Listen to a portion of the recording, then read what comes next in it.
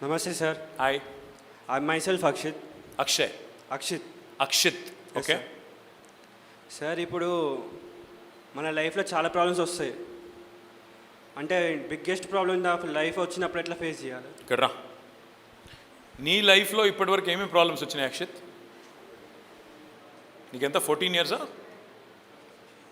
16. So ఇప్పటి వరకు నువ్వు ఫేస్ చేసిన ఇప్పటిదాకా నువ్వు ఫీల్ అయిన అతిపెద్ద ప్రాబ్లం ఏంటి? Education point of view. అంటే చదువుకోవడము, అప్పుడప్పుడు కష్టం అనిపించడం, అట్లాంటివేనా? సి ఐల్ టెల్ యూ, నేను చెప్పేది మీకు కొంతమందికి ఇప్పుడు అర్థం కావచ్చు, అర్థం కాకపోవచ్చు. What Akshit he's said, he 16, right? So నా లైఫ్లో ఇప్పటిదాకా నేను ఫేస్ చేసింది బిగ్గెస్ట్ ఛాలెంజ్ ఏంటంటే ఎడ్యుకేషన్ అన్నాడు. మీరు ఎప్పుడైనా ఒకటి గుర్తుపెట్టుకోండి, అక్షిత్ లైఫ్లో ఇప్పటివరకు biggest challenge education. But same Akshit లాగే 16 ఇయర్స్ ఉన్న పిల్లలు చాలామంది, ఒకరిద్దరు కాదు, కొన్ని కోట్ల మంది ఆ బేసిక్ ఎడ్యుకేషన్ లేని వాళ్ళు కూడా ఉన్నారు ప్రపంచంలో. చదువుకున్నాలని ఉంటుంది, చదువుకోవాలని ఉంటుంది, కానీ చదువుకునే పరిస్థితి ఉండదు, డబ్బులు ఉండవు, పేరెంట్స్ పువర్ ఉంటారు, రకరకాలుగా ఉంటుంది. So Akshit, what I would say is, this is a problem of the privileged.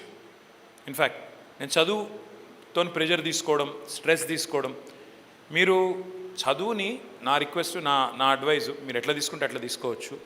నేను అనేది ఏమంటే, నిజంగా ఇప్పుడు నేను అందుకే అడిగాను మిమ్మల్ని, ఎంపీసీ ఎంతమంది బై చాయిస్, బై ఇంట్రెస్ట్ తీసుకున్నారు ఇష్టంతో అని అడిగిన.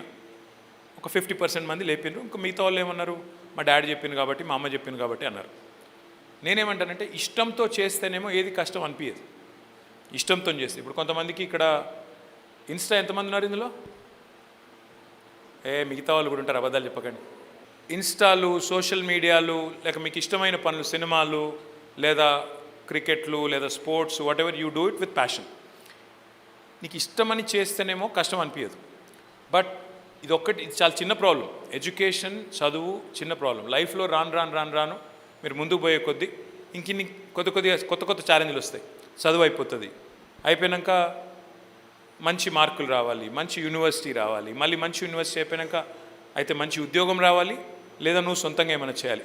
Every stage of life you will run into challenges. But what I would only say to all of you is, మీరు చేసే ఏ పనైనా సరే, అది ఎడ్యుకేషనే కానీ, తర్వాత జాబే కానీ, తర్వాత ఇంకోటే కానీ, మనసు పెట్టి ఇష్టపడి చేస్తే ఏది కష్టం అనిపించదు. ఇష్టం లేక చేస్తేనే, ఇష్టం లేక సగం మనసుతో చేస్తే కష్టం అనిపిస్తుంది.